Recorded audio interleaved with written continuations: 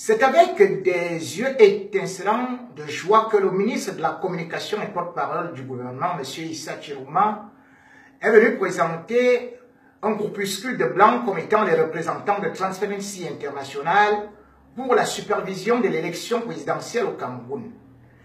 Et ce groupe d'individus a fait le tour de tous les médias pour chanter à l'unisson que l'élection s'est passée dans de très bonnes conditions et que le Cameroun était un modèle de démocratie.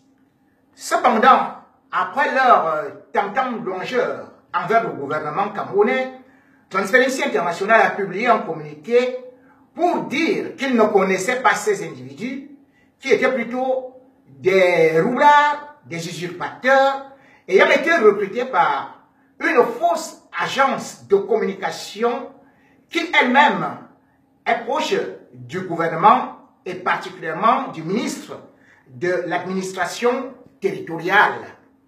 Voilà donc comment est-ce que le gouvernement utilise un fichier voyou, qui utilise un groupe de bandits, d'escrocs avérés, pour valider une élection présidentielle entachée de fraude.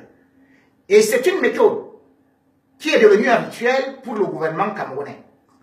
En 1992, le résultat des urnes donne vainqueur Ni John Fundi du SDF avec un pourcentage de 38,2%.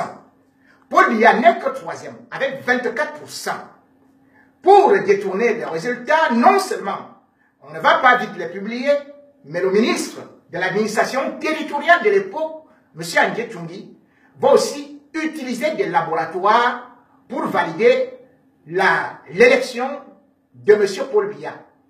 Et entre autres, ils vont faire venir des individus, des chômeurs, qui vont se passer pour l'agence NDA et vont décider et vont déclarer que M. Biya a remporté l'élection. Or, l'organisation NDI va se rendre compte que c'est plutôt des usurpateurs et va publier un communiqué pour démentir. Voilà donc comment est-ce que le gouvernement camerounais a toujours fonctionné comme un foyer de délinquants dirigé par un chef de gang, M. Paul Biya, de son nom, ou plutôt de son sobriquet. Car même le nom du chef d'État camerounais est faux. De son vrai nom, M. Paul Barthélemy Abondo, eh bien, il a eu à changer ce nom parce que juste son père avait estimé que Abondo, son homonyme, était un malfaiteur. À l'école d'Enden, où Paul Biya a fréquenté, c'est bien Paul Barthélemy Abondo, qui est inscrit sur les listes. Et il y a des témoins. Son cousin germain, le professeur Gervais Mendozé, dans son livre, écrit ce nom, Paul Barthélemy Abondo. C'est le nom du chef de l'État camerounais. Premier faux. Deuxième faux.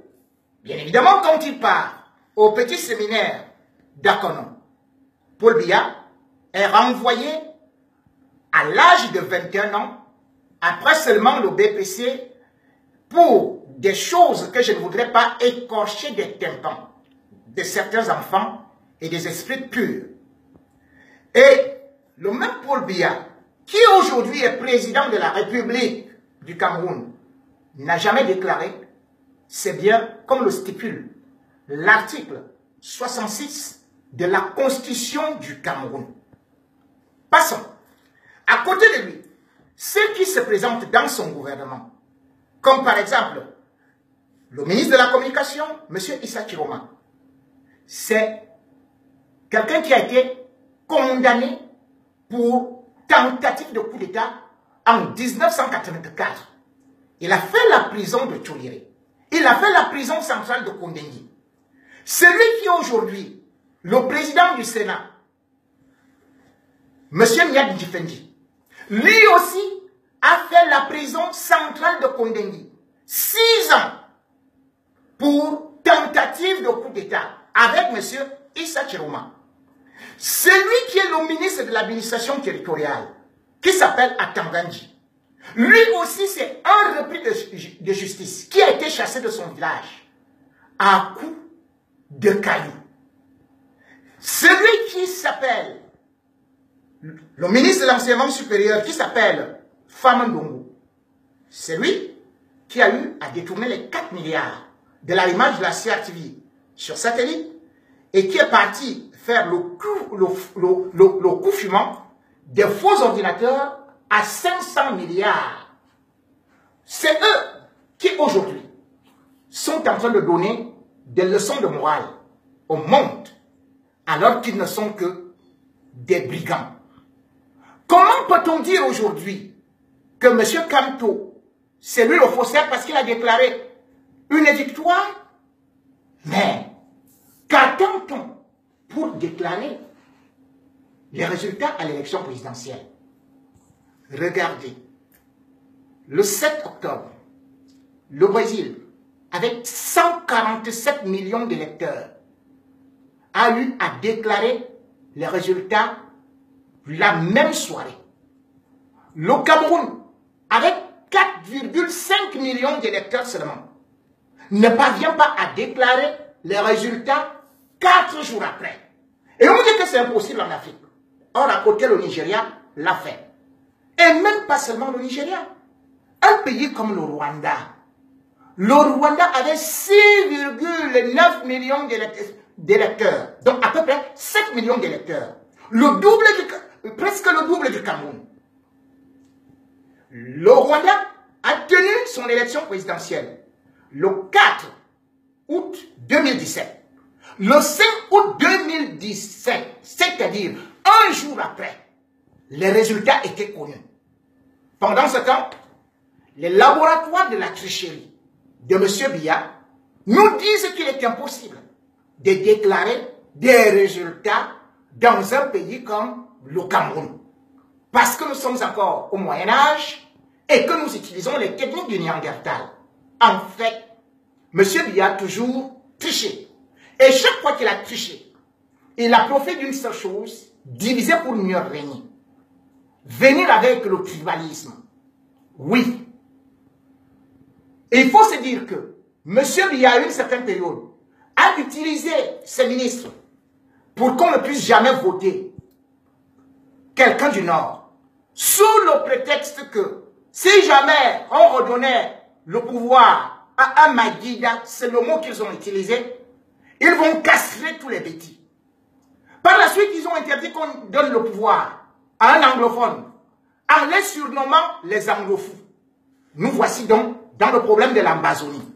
Ils ont refusé au Bassa en disant qu'ils étaient des criminels. Ils ont refusé à tout le monde.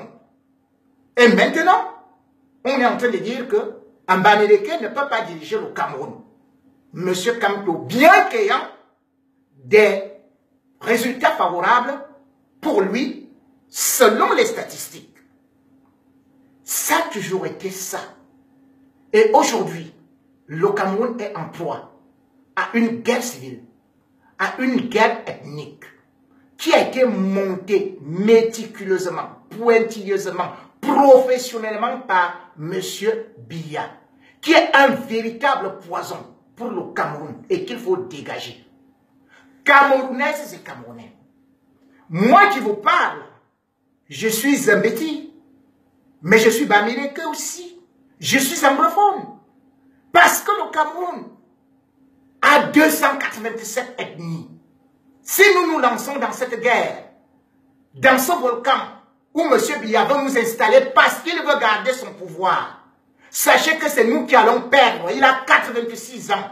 Il n'a plus rien à perdre. Nous sommes des Camerounais. Et nous n'allons pas nous lancer dans la défense du pouvoir sous prétexte que nous sommes des bêtis contre des Bamileke. Non. C'est un homme du Nord, musulman de son État, qui a décidé de passer le pouvoir à M. Paul Biya, un sudiste qui était catholique. Il aurait pu donner à son frère. Il a fait avec amour parce qu'il voulait la cohésion nationale. D'où vient-il que chez M.